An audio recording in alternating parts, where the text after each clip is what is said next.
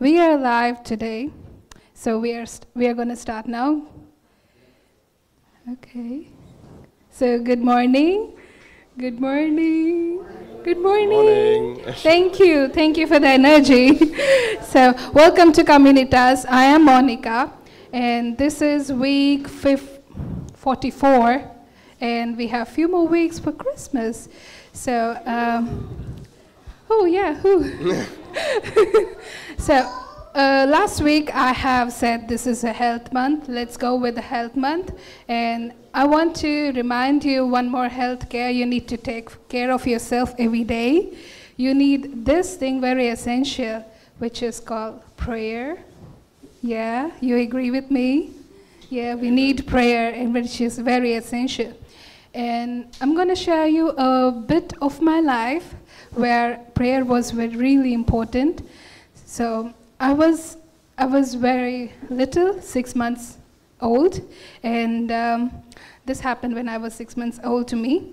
And there was a funeral at my home. My uncle died. So we have a culture that whenever someone is died in their family, we have to bath, and everyone has to bath, and the whole house has to be cleaned with water. So it's like cleansing ourselves from all the impurities we have. Yeah. So I was given to this caretaker who is 90-year-old, and she's supposed to be really good at bathing kids. And I'm not sure how she did it to me. She just poured water on my face. And that did not show an immediate effect, but later on when I got cold and it turned into some infection, and then I have been incubated for 1 month in NICU, and doctors were like, no, I don't think she will be able to survive because I'm little as 2.5 kilos. And they said weight is not adding up at all. So let's give a final chance. And my mom, who is a fighter, she is a fighter way before she know what this life is. And when when I was a kid, she's the only one who is praying for me. And when I was suffering, when I was on this deathbed, and she was only the one who was praying for me. And she know that God is going to give me one more chance. And after a few weeks, I was discharged with the normal care, and which was good. And then, but I have to go to hospital every now and then to get my breathing in control. So then until 8 years, I was on and off from hospitals, and my health wasn't a very good one. So because of me, because of my diet, my sisters were also suffering with me. They were not access to any snacks, any fruits, any sweets, nothing. As a kid, whatever they are supposed to have, they are not available for them, only because of me. So then I grew up, and it was supposed to change into asthma because at some point in the winter, I wasn't able to hold on. I have severe infections in my lungs.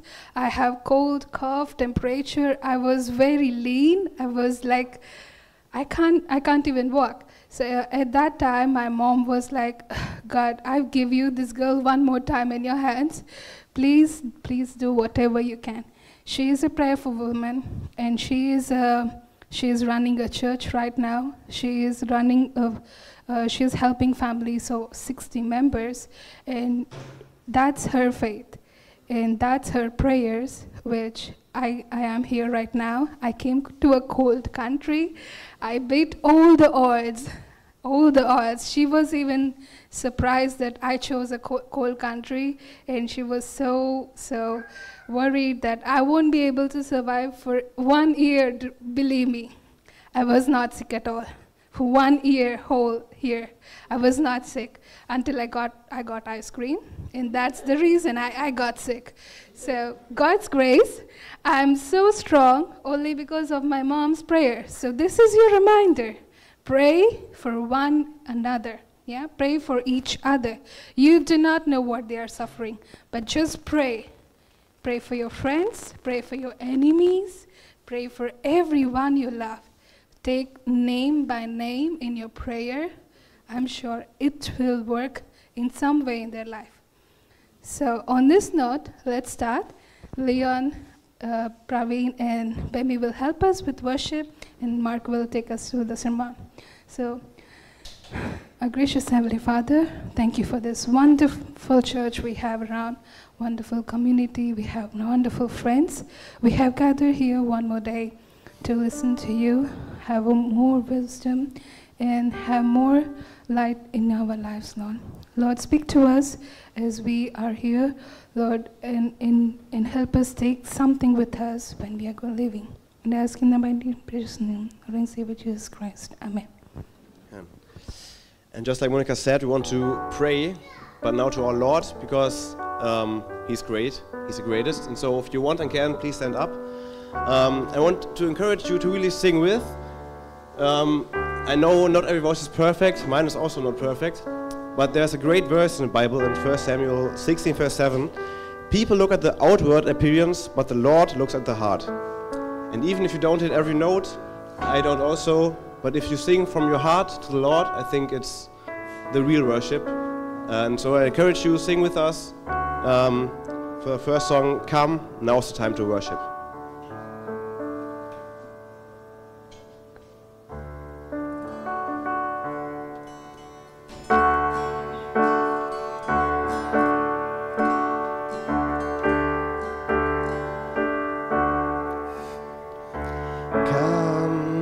Now is the time to worship.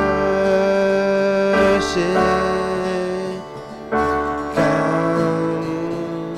Now is the time to give your heart.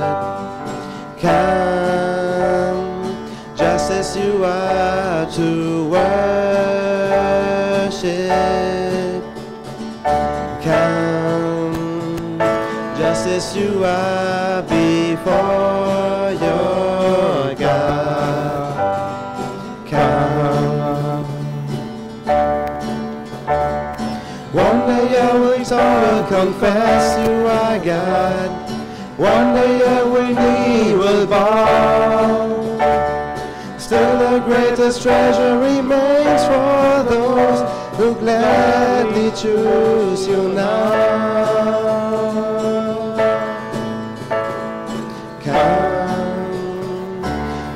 The time to worship.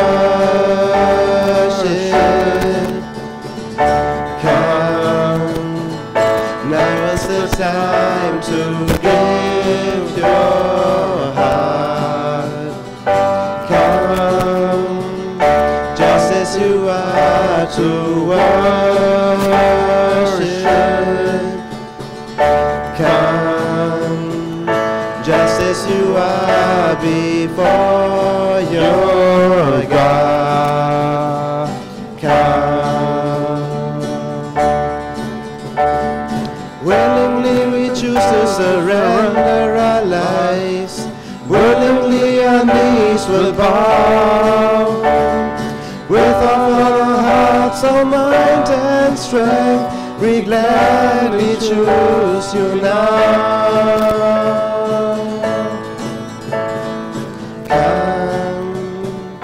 Now it's the time to worship. Come. Now is the time to give your heart. Come, just as you are to worship. Come, just as you are before your God. Come.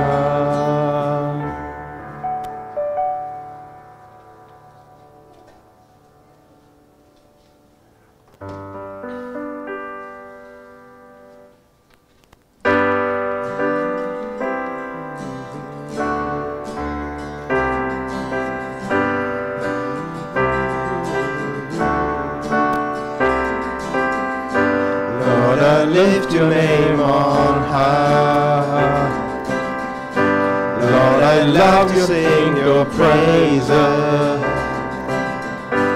I'm so glad you're in my life. I'm so glad you came to save us. You came from heaven to earth to show the way, from the earth to the cross, my debt to pay. From the cross to the grave, from the grave to the sky, Lord, I lift your name on high.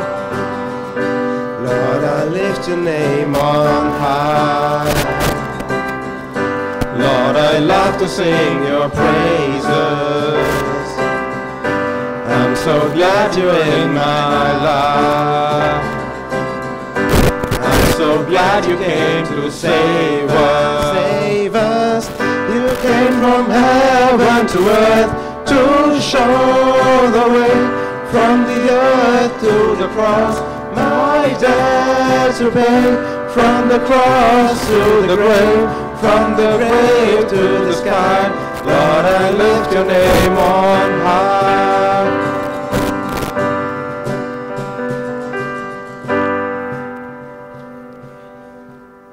Yes, and the next song is probably a new song for you, but I really like it. I sing it a lot in German, but it's also in English.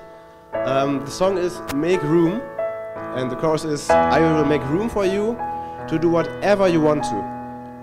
So this shall be our prayer, that he can do whatever he wants to. We don't care what he does, because he has a perfect plan. And that's the song about, so let's sing the song.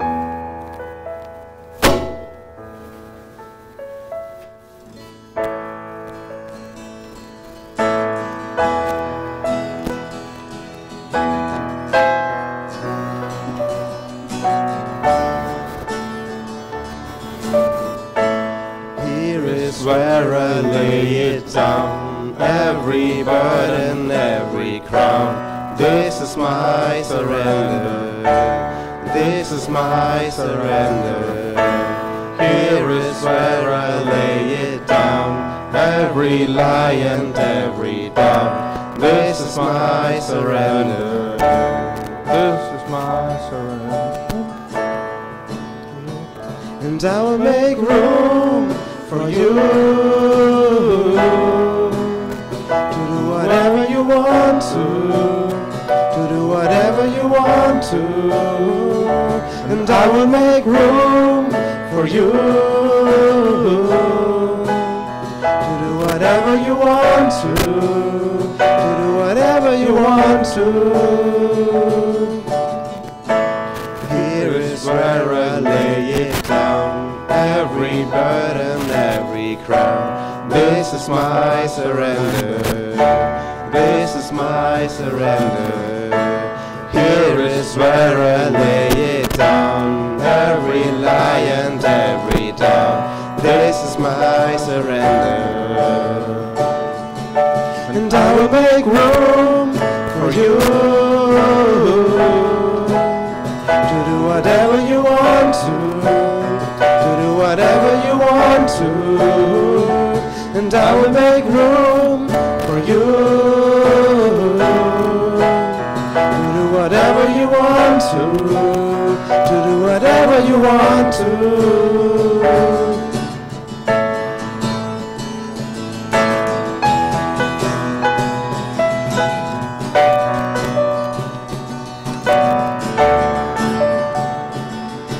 Shake up the ground of all my tradition, break down the walls of all my religion. Your way is better, your way is better. Shake up the ground of all my tradition, break down the walls of all my religion. Your way is better, your way is better, and I will make room for you to do whatever you want to do whatever you want to, and I will make room for you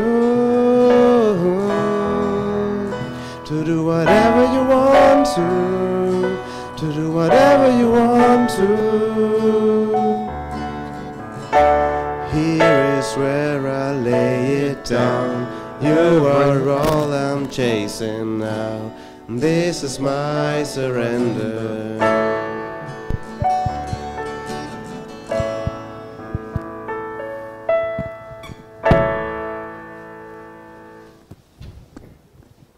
Thank you, gentlemen.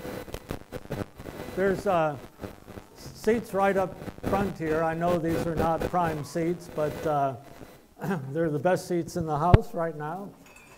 Thanks for being here once again. Like Monica said, feel free to get coffee or tea or whatever, but especially keep in mind what Monica said about prayer and praying for one another. Like last week, we need to remember to pray for those in our body who are traveling. Aaron and Deb are still in Hong Kong. Arthur's and Liga, when do they get back, your parents? Today. Okay, so they're in an airplane today, I guess? Yeah. Okay. So, yeah, they're traveling back today. I think Evgen and Radona are in Albania, so they're gone this weekend. Can you pray for Becky? So keep one another in mind. After the service, find out how you can pray for one another throughout the week and so forth. Before we do anything else, we need to dismiss the kids. Okay, so the teachers are back here. I won't make kids come up front, but we'll have a word of prayer. Interns, could I ask you to pray for the kids? Absolutely. Yeah. Dear Heavenly Father, thanks for this opportunity to get together this morning. This time we pray for our teachers from Sunday school. Would you please speak through them and love on these children and tell them more about the Word and so they can also love you, Jesus, from the early age. We're so grateful for this opportunity. And bless this morning and bless Mark as he will here. Amen. And thank you. One other announcement, just to remind you about the Clifton Strength Finders workshop that Deb is doing in November. She needs to know this week. If you're interested, she needs to know. This week is the deadline. If there's not enough people, then she needs to know that too, so she can make a decision. So I know a lot of people wait till the last minute to actually communicate you're interested. But this week, if you're interested, and you should be interested, you should take advantage of this, all right? I'd say don't miss it. But in any case, let Deb know this week if you're interested in doing that. You can see the details there, and on our Facebook group page, I think the details are there as well. So keep that in mind. All right. Also, by the way, there's a church that meets here after us, and all the harvest things. Every year they have a big harvest thing and so forth. So the food behind the table, don't eat that. Okay, not the bread or the potatoes or anything, but on the table, go for it, but behind the table, that's not ours. But in any case, that's what that's there for. It does look kind of nice. All right, but we're in Mark, and we're moving along. We're not trying to go too quickly. It'll be probably sometime in the spring before we finish the Gospel of Mark. But today we're especially thinking about the question that comes up in one of the stories we're looking at, and that is, who is this? Who is this guy? And it's actually the disciples who asked that question, and they've been with him and they've seen some of the things that he's doing, but they're still amazed at kind of the scope of the things that he's doing. He's not like other miracle workers. But that question, we often ask that question, about people. Who is this person? If someone arrives on the scene suddenly, I mean, here's an example that probably most of you will not relate to, but in any case, since I've been here and been away from America for ages, I don't keep up with sports in America much at all, especially professional sports or even college sports. I do try to follow football a little bit, but I don't, once upon a time I try to keep up with that, but I don't as much. Mainly I think it's because of Arthur's that I keep up with some American sports. But some months ago, it's probably, less than a year ago, suddenly there's a bunch of YouTube videos, about a particular female basketball player. And I had never heard the name, and I especially didn't keep up with women's basketball. But suddenly it just kept coming, and just every day you'd get more videos. And I started to follow this person, Caitlin Clark, who's, you know, a young woman, but quite an amazing basketball player. And suddenly everyone was kind of asking, who is this person? Because she's an amazing player. She's in her first year playing professional, and she was like Rookie of the Year in the women's NBA and so forth. And so a lot of people have been asking, at least in America, who is she? Because she's just kind of blowing everyone away at her young age, playing at such a high level. And we ask that question when someone kind of new comes on the scene and is doing something kind of beyond the ordinary, you know, it suddenly goes viral, you know, and now we, you know, Jesus was kind of suddenly going viral, whatever it meant to go viral 2,000 years ago. In Galilee, Jesus was going viral, and Caitlin Clark was suddenly going viral, and a lot of people in America knew her name, and some people really love her, other people not so happy. But we ask that question often, who is this person? Sometimes it's not so positive. It's like, you know, who does he think he is? I remember many, many years ago, before I came to Latvia, I was a young single man and just working, and I was working at a furniture warehouse, and just, you know, every day you'd get there early and you'd move furniture that would, you know, we'd prepare it to get loaded on the trucks, and the trucks would deliver furniture, and that was just kind of what I was doing. You know, it wasn't a highly intellectual job or whatever, but it made money, and that's not a bad thing. But I'd been working there a few months, and suddenly a new guy got hired, and he was, yeah, I imagine you've sometimes had this experience with new workers. He was a talker, just talking and talking and talking pretty big and having ideas. And, you know, he even was telling kind of our supervisor, yeah, I had a dream last night about how we could do things better in the warehouse. And he was shooting out all of these ideas and just talking big, you know. And I was kind of thinking, okay, who is this guy? And like people who talk a lot, nothing came of it. In fact, he just kind of disappeared. After working there a month or two, he was just gone. He was talking big, and then he just disappeared. And I was like, who is this guy, and who did he think he was?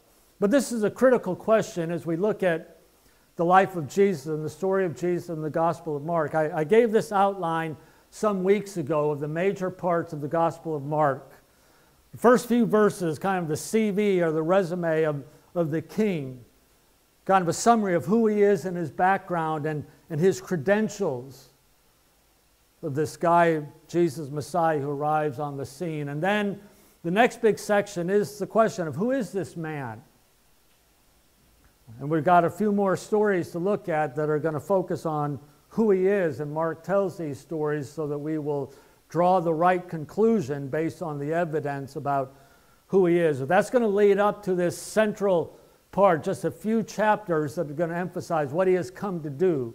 As we'll see repeatedly, it's very important that we get this straight. We're not going to understand what he's come to do if we don't know who he is. What it's going to actually look like, it's going to be very troubling to us if we don't understand who he is. When we get to, for instance, these three predictions of the cross, it's only going to make sense when we know who he is. His death only has meaning because of who he is, so we've got to get that straight. And then the whole story is headed toward the mission being fulfilled when Jesus arrives in Jerusalem. He's going to be crucified and then the resurrection. But we're still at this early part of the story. Who is this man? And there's two stories that we're going to look at today at the end of Mark chapter 4 and the first part of Mark chapter 5 that are very much there to answer the question, who is he? And in one of the stories, that is the question, the explicit question that comes up. Who is this man? And we're going to take these stories in kind of a reverse order. Let me show you again the map that I showed a few weeks ago. All of what's happening is happening around the Sea of Galilee. Jesus is from Nazareth, but now he's in Capernaum. And he's doing a lot of his teaching around the sea. In the previous scene to what we're going to see today, he's teaching probably on the beach near Capernaum. He's teaching in a boat. There's lots of crowds, you know, huge crowds now are coming to Jesus to hear what he's saying, because a lot of people are wondering, who is this guy? So Jesus actually gets in a boat, and he stands in the boat so he can teach the people there. And then they cross the sea to the east side of the Sea of Galilee, and that's where the next story starts. In Mark chapter 5, verse 1, it says, they came to the other side of the sea, into the country of the Gerasenes. Okay, so that's that east side of the Sea of Galilee. And he got out of the boat, it says, and a man from the tombs with an unclean spirit met him. And this guy had been living in the tombs. And no one could bind him anymore, not even with chains. They had tried that. They had bound him with shackles and chains, but he could break apart these chains because of the demonic power that he had. And no one was strong enough to subdue him. And so night and day, he lived in the tombs and in the mountains, and he's cutting himself and he's screaming. And so Jesus arrives on the shore near where this guy is living in the tombs. And he sees Jesus from a distance, and he runs, and he falls at the feet of Jesus, and he's shouting, basically, what are you doing here? What do you have to do with me? You know, why are we even like having this conversation? Why are you here? We don't have anything in common. What business do we have with each other? Jesus, Son of the Most High God, as we've seen already, demons know who he is. None of the humans yet really know who he is. Demons know who he is. Jesus knows who he is, and he knows where the story is headed. The disciples know there's something special about Jesus, but not much more yet. But this guy, in the influence of the demons, knows he's Son of the Most High God. Then he says, I implore you by God, don't torment me. And the reason he said that is because Jesus had said, come out of the man, you unclean spirit. And then Jesus asked him, what's your name? And he said to him, my name is Legion, we're many. So this man had been possessed by many demons. I mean, this is where, his supernatural strength comes from. And he's a danger, and he's just living in the tombs. But these demons ask him, don't send us away from the country. They're asking Jesus, they need a home, they need someone to inhabit, some place to inhabit. So they say, don't send us out of here, because of course they know that Jesus can do whatever he wants with them. So they say, send us into those pigs. There's a bunch of pigs on the hillside. Send us into them. And Jesus gave them permission.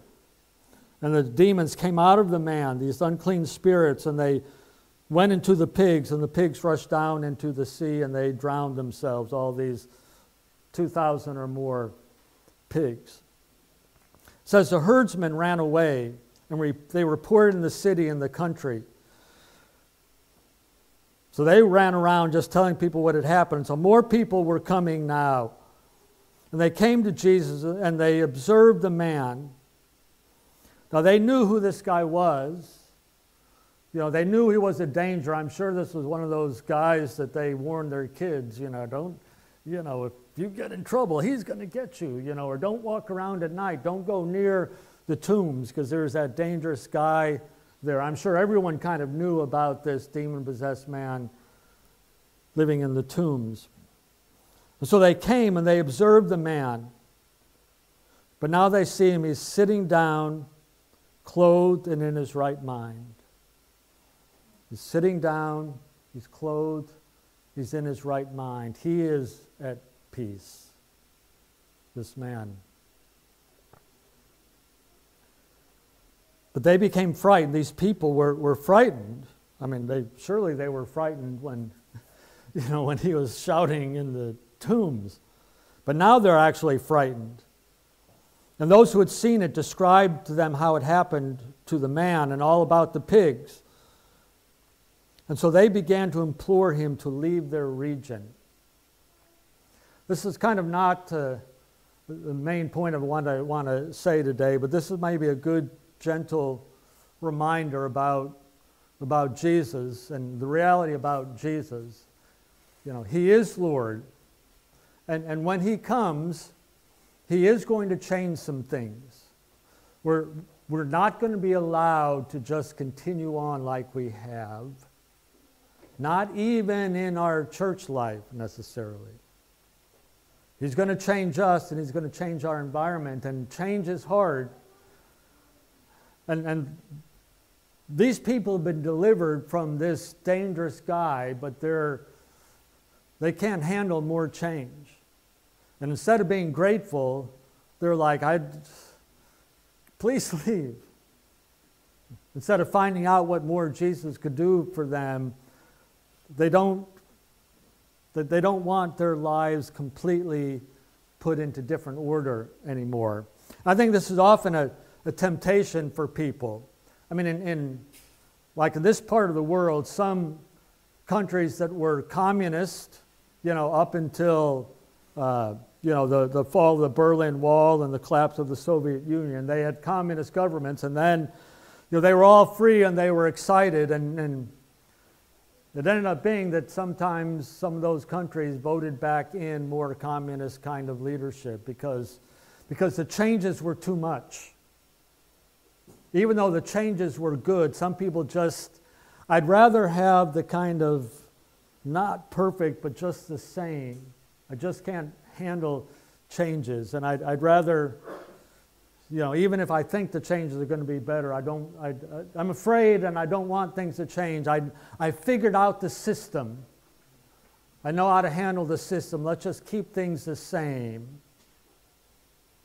And there's that temptation that, if you get too involved with Jesus, he might upset more parts of your life than you want him to.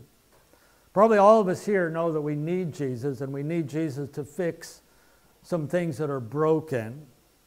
Maybe all of us can identify some things that we really wish Jesus would fix that. But I wonder if there's a lot of us here who kind of have some little parts of our life that we think, please leave that alone, Jesus. Okay, don't mess with that. I've made this work for me. I've made relationships work for me. I've made the way that I work for me. I've made the way I'm a student work for me. And don't interfere with that. Okay, just go to this room, remodel this room, maybe do a little painting here. Yeah, I need the roof fixed. Okay, but just this room, I want it to be my room. I don't want you to mess with that, Jesus. And that's what these people are doing, and they're missing an opportunity. I mean, what if they asked Jesus to stay? Surely Jesus would have. But he left. He got back in the boat, and they left. The man, when he saw that Jesus and the disciples were going to leave, begged Jesus if he could follow him. He wanted to follow him, which is the natural thing and the right thing. I mean, this is what Jesus is doing. He's gathering followers, and what Jesus does here is really, really surprising and really important, in terms of what Mark is doing in this gospel, and in terms of understanding this story, in terms of understanding our place. This man wants to follow Jesus, as you can imagine. I mean, think about the deliverance he's experiencing. And he wants Jesus to turn everything over in his life, and he'll just be with Jesus. But Jesus says, no, I don't actually want you to follow me physically. I've got actually a mission for you. I want you to go back home and just tell this story. Just tell everyone what God has done for you. That's how he's going to follow Jesus. He won't follow Jesus by literally getting in the boat like the other disciples will, which might have been a nice thing for him. Okay, but Jesus said, no, you've got to go back. You've got to tell people. You've experienced something amazing. You've got to go tell them about that. And so he does. And he went away, and the map's not up there anymore, all through the cities in that eastern side of the Sea of Galilee, he was telling people what had happened. Once again, I imagine most of them knew who he was or heard about that guy, and now he's a different guy. What is the significance of this event?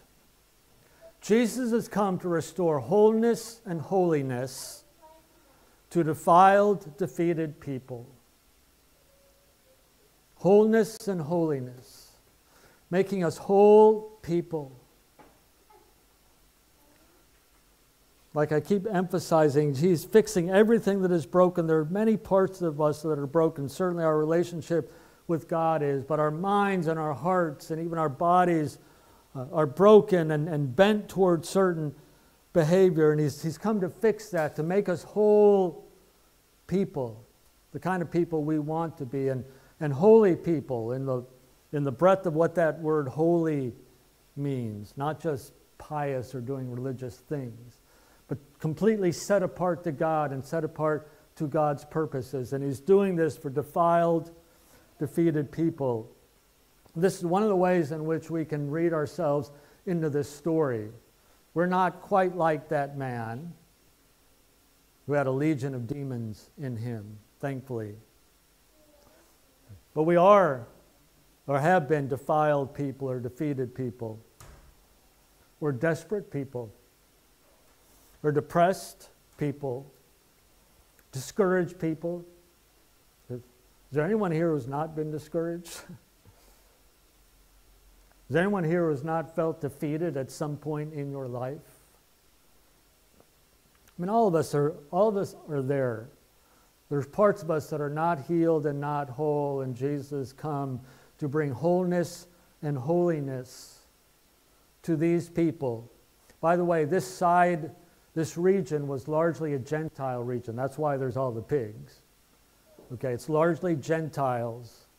And this demon-possessed man more than likely was a Gentile. We don't know that, but more than likely he was a Gentile. And the fact that Jesus even went to this Gentile region is just a sign of the kind of people He's going to and calling out to. Another way to put it is to say that the Imago Dei is restored. Now, if you were with us many months ago when we were going through Genesis, I spent a lot of time in the first few chapters of Genesis talking about the Imago Dei, the image of God. We are created in the image of God. And I spent a lot of time with that because that's understanding that beginning of the story. It helps us to make sense of everything else that happens. And being in the image of God is about reflecting God out into the world and continuing the process that He started. God made us to creatively contribute. He started the creation story, and out of all the biological creatures in creation, it's humans that are in His image and humans who have this role to continue what God was doing. We have this function, a role, a mission. See, and this is how the image of God has been restored to this demon-possessed man. How thoroughly is he restored? Completely.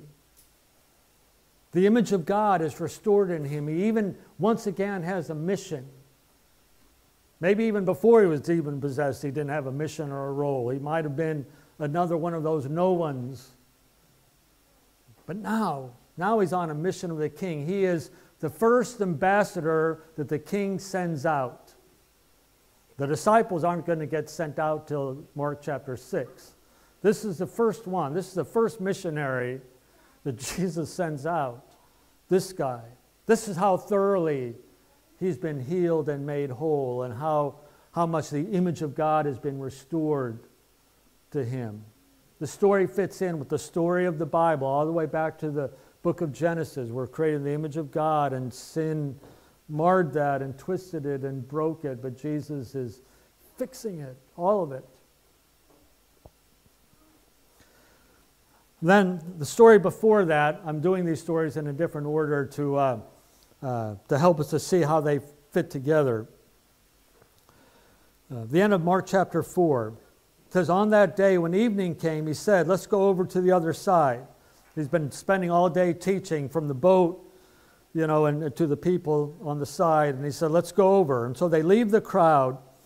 Probably Jesus is thinking to escape the crowds, get some rest, get some food. Of course, as soon as he lands on that shore, that's when the demon-possessed man meets him. But they leave the crowd, and they took him along with them in the boat. And there were other boats. And there arose a fierce gale of wind, and the waves were breaking over the boat so much that the boat was already filling up. And from what I've read on the Sea of Galilee, this is a common occurrence where a storm, a very violent storm, can very quickly spring up. You know, where it kind of sits down and the way the different temperatures of air hit it, very violent storms can very quickly spring up, and that was just common. So that's happening here. Maybe when they started off, they had no idea a storm was coming, and suddenly they're halfway across, and there it is.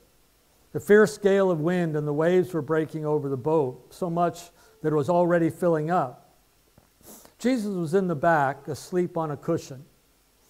You know, after all, why should, you know, Peter and those guys are fishermen. You know, they can do the rowing, and Jesus needs the rest. So he's in the back, and he's got this cushion, and he's sleeping. They wake him up. Teacher, don't you care we're perishing? He got up, and he rebuked the wind, and he speaks. And he says to the sea, shh, be quiet, hush, be still. Just speaks. And the wind died down, and it became perfectly calm. And he said to them, why are you afraid? Don't you have faith yet? Why are you afraid? Don't you get it? And they became very much afraid and said to one another, who then is this, that even the wind and the sea obey him? This is more than just another miracle story. Okay, it's a very significant story in the question of who is Jesus. There were other miracle workers at the time of Jesus and before and after. There were people who were casting demons out of demon-possessed people. Jesus was not the only one who did some of these wondrous things. Okay, there were other traveling teachers who did miracles, or at least said they did miracles. The disciples have already seen some pretty amazing miracles, and what's significant here is that they're terrified, and it's this event that makes them say, who is this? Even the winds and the waves obey him. They didn't expect quite that. I mean, they knew Jesus was pretty amazing. But this event has kind of topped the other things that Jesus has done so far. And the question is, why?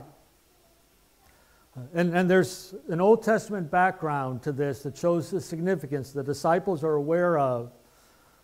All through the Old Testament, the sea is used symbolically for chaos, for danger. You know, that's where the monsters are. I mean, you look at old-timey maps and you see all sorts of sea monsters that they've drawn into the sea, and that was a symbol of their danger and fear. You know, I mean, especially you get out in an open boat and you're navigating by the stars, you ought to be a little bit afraid, I think. And so the sea, all through the Old Testament, was a symbol of chaotic forces and disorder that were arrayed even against God. And this goes all the way back to the creation story. Once again, Genesis 1 and 2 sets the scene for everything else that happens. And if you remember, first couple verses of the Bible, in the beginning, God created the heavens and the earth. But the earth was formless and void, and darkness was over the surface of the deep. I mean, what the earth was just a ball covered with water. There was no order. It couldn't sustain life. Nothing could come from that. It was just a ball of water, formless and void. There was no order. I mean, the sea was just chaotic going around the earth. And darkness, it was dark. There was no light, no order, no life. Then God said, light. And when we looked at the creation story, we saw what God was doing was bringing order, step by step. Systematically, God brings order to the disorderly initial creation. God speaks, light. God speaks, and the waters separate, and they go where they're supposed to be, and they stay there for as long as God wants them there. It's God alone who can do that. It's God who does that. All through the Old Testament, it's God who brings order. It's God who can tame the sea. No one else can tame the sea. Only God. And these disciples know those stories. And so when Jesus just says, hush, and it happens, then they're asking, who is this guy? Who else can do this but God alone? That's what they're thinking. Is this really who Jesus is? They know Jesus is special. They know he has God's power, but they don't know who he is yet, really, who he really is. They don't know that he's actually the one who got the whole story started in the first place. So we see the Imago Dei restored in this demon-possessed man, and we see the order of creation restored. The storm was that little sign of that disorder that springs up. You know, this dangerous earth and dangerous waters, and it's God who restores order. These two stories relate very much. I mean, in all the Gospels where they're told, these two stories are told together. And they're very similar. It starts off with chaos and danger and fear. Chaos on the sea, or chaos in the tombs, with this chaotic demon-possessed man. And there's fear. They cause fear. The storm causes fear, and this man causes fear. And Jesus speaks. He just speaks. Be quiet. Come out. Come out of him. And the wind dies down and it's calm. Or the man is sitting there clothed and in his right mind. The stories have the same pattern. They're telling the same kind of thing. The image of God is restored. The order of creation is restored. And so who is this? This is God. We've got to get this before we can understand the next part of the story. We've got to try to understand this when this man who is God is also going to say, by the way, I'm going to be crucified. They've got to understand who he is. And these stories are meant to give us a sense of security in our own life and walking. One of the places where water is kind of a force of chaos is used in Psalm 65. It says, by awesome deeds in righteousness, you're going to answer us, O God of our salvation. You who are the confidence of the ends of the earth and the far-off seas, who established the mountains by his strength, being clothed with power. You who still the noise of the seas, the noise of their waves. That's God who does that. God who created it and brought order to it. But he's also the one who stills the tumult of the peoples. We might not now be greatly afraid of creation and of the sea and so forth. You know, maybe if we're flying in an airplane, I get a little bit nervous, and some people maybe get nervous, being on boats on the sea. But our bigger fears are about the world around us and the world of people and the disorder that's in the world. There's a lot of disorder in the world, a lot of fear. Maybe back home where you are, and where I come from, we have an election coming up, and I'm quite fearful. I'm quite fearful about that. Do we have a God we can have confidence in? Who is this God? Can he handle that? Can he handle the disorder in the world? So this is kind of what both of these stories work together. It's God's power, and if we're not maybe afraid of the sea scenario, we're reminded of what God can do, and that same power that can control nature is involved in our life. He can have his hands on us and on our world, and he can handle that. And the disciples are here, and they're observing all of that. They don't do much in the second story with the demon-possessed man. They don't do so well in the boat. Teacher, don't you care we're going to die? I mean, if they die, he's going to die. You know, he's maybe aware of what's going on. Okay, but they're just fearful and they cry out. And Jesus gives them this mild rebuke about their faith. But they've got to learn a lesson. Okay, because Jesus knows where the story is going. They don't. They don't quite know who he is yet. And they definitely don't know where the story is going. And even in a few chapters in the Gospel of Mark, when he tells them what's going to happen, they can't comprehend it yet. Okay, but they've got to get ready for that time when their fear is going to be greater. When Jesus is going to be more like that demon-possessed man, naked and bleeding and in darkness. And then the disciples are going to be afraid. That's going to be a real fear. And that's when they need to hear, why are you afraid? Don't you have faith? Hold on to who I am. Know who I am. You don't need to be afraid. Okay, this isn't the end of the story. But they're going to be afraid. And in a sense, at that moment, because they don't quite know fully who he is yet, they're going to be afraid. And they could maybe need to hear Jesus from the cross say, why are you afraid? Will you have faith? Will you have faith at this moment? Will you hang on at this moment? Will you believe who I am at this moment when it's going to be so hard to believe who he is?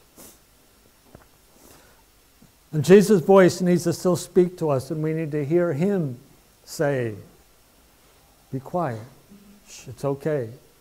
It's okay. Why are you afraid? You don't need to be afraid. Just have faith in who I am. There's a song that we sing, and the last couple verses go like this. God of salvation, you chased down my heart through all of my failure and pride. We're defiled, defeated people. On a hill you created, the light of the world, abandoned in darkness to die. Darkness was over the face of the deep. And in that darkness, God said, let there be light. And as you speak, 100 billion failures disappear. Where you lost your life so I could find it here. If you left the grave behind you, so will I.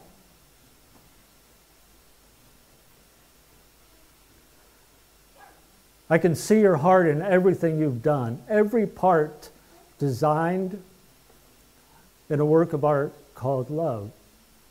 If you gladly chose surrender, so will I.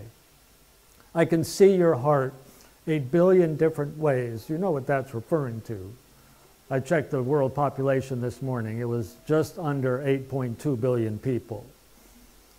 Okay, it's a reference to the 8 billion people who exist right now on the face of this earth. Right now. I can see your heart 8 billion different ways, every one a precious one. The child you died to save, if you gave your life to love them, so will I. Like you would again, 100 billion times. But what measure could amount to your desire? You're the one who never leaves the one behind. Not even that one demon-possessed Gentile on the eastern shore of the Sea of Galilee.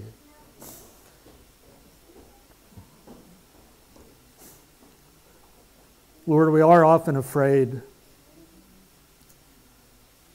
especially the more our eyes are on the world and the storms around us. We are often afraid of what's out there and perhaps even more discouraged about what's inside of us. I pray that we would hear you speak.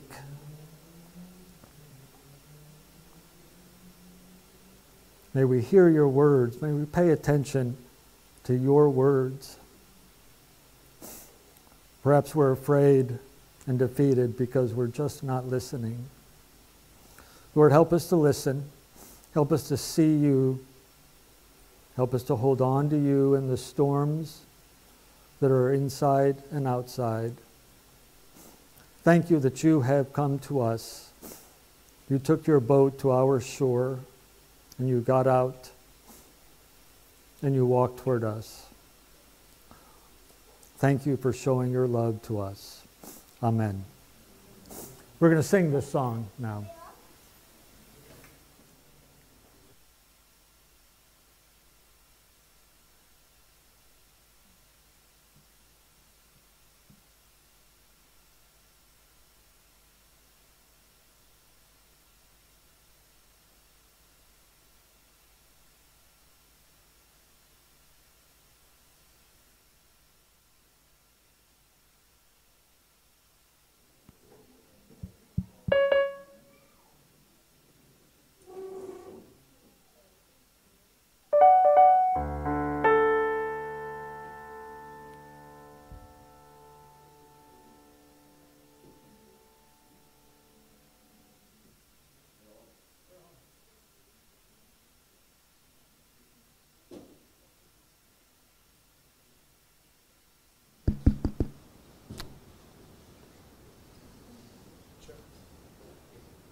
Okay. Mic check. Check.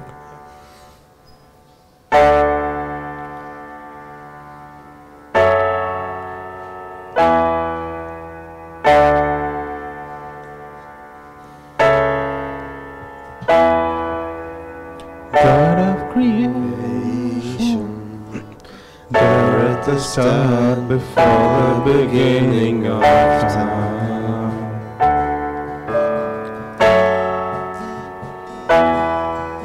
With no point of reference, you spoke to the dark and fleshed out the wonder of life. And as you speak, 100 billion galaxies are born. In the vapor of your breath, the planets form. If the stars were made to worship, so will I. I can see your heart in everything you've made. Every burning star is a signal fire of grace. If creation sings your praises, so will I. God of your promise, you don't speak in vain, a syllable empty of voice.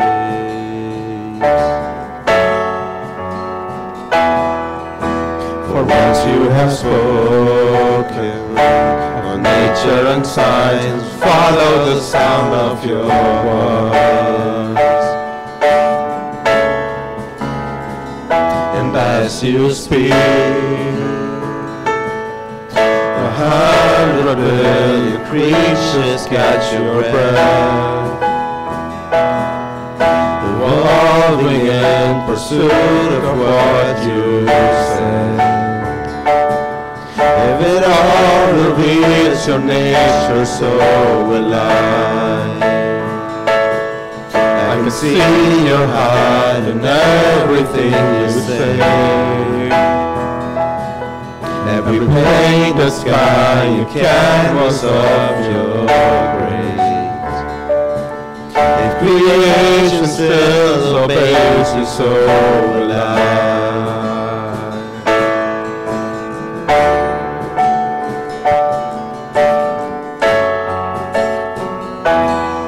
If the stars were made to worship, so will I. The mountains bow in reverence, so will I. If the oceans roar your greatness, so will I. For if everything exists to lift you high, so will I. If the wind goes where you send it, so will I. The rocks cry out and sigh, and so will I. If the sum of all our praises still fall shy, then we'll sing along 100 billion times.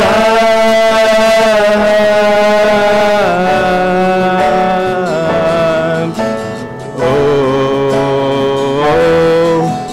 God of salvation, you chase down my heart through all of my failures and pride.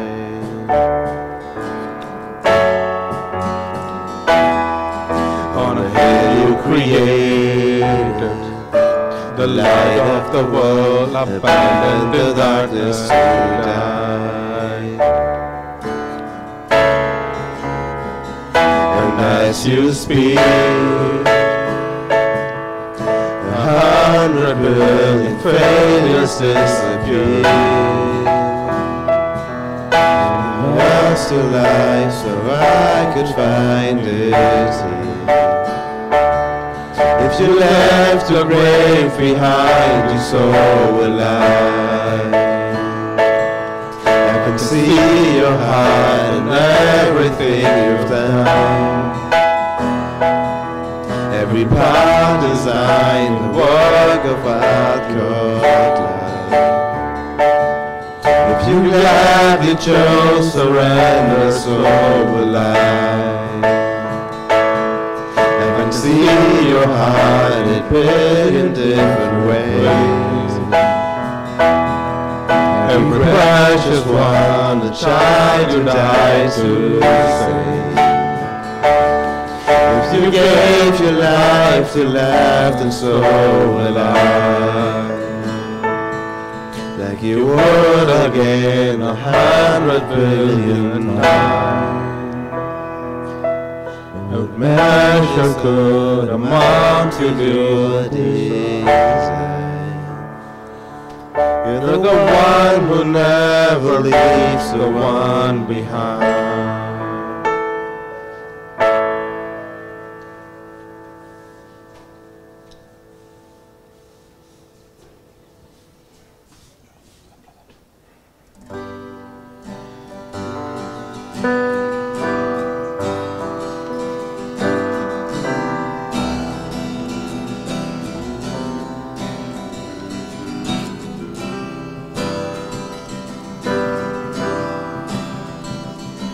The splendor of the King, clothed in majesty, and all the earth rejoice, and all the earth rejoice. He wraps himself in light, and darkness tries to hide, and trembles at his voice, and trembles at his voice. How great is our God? Sing with me, how great is our God? And all will see how great is our God.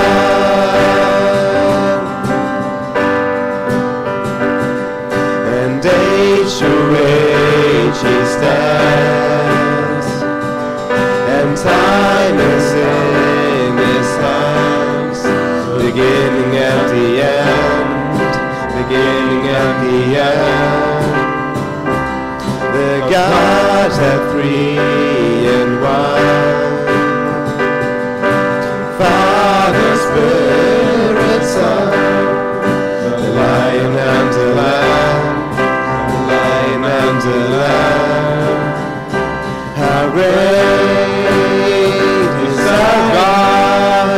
Sing with me, how great is our God? And all will see how great is our God.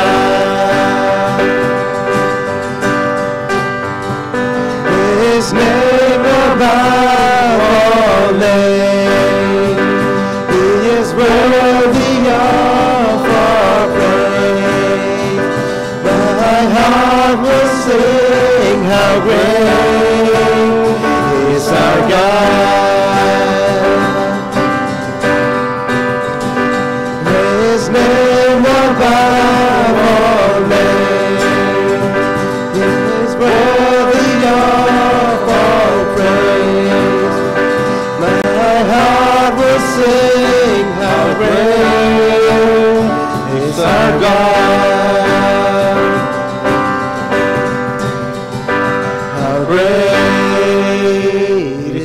God. Sing with me, how great is our God. And all will see how great is our God. Amen.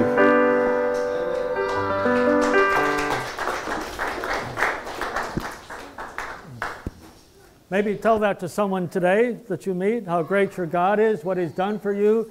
Monica shared her testimony. You can share your story. Have a great day. Thanks for being here. Don't leave too quickly. Speak to one another. It's okay, guys. It doesn't matter.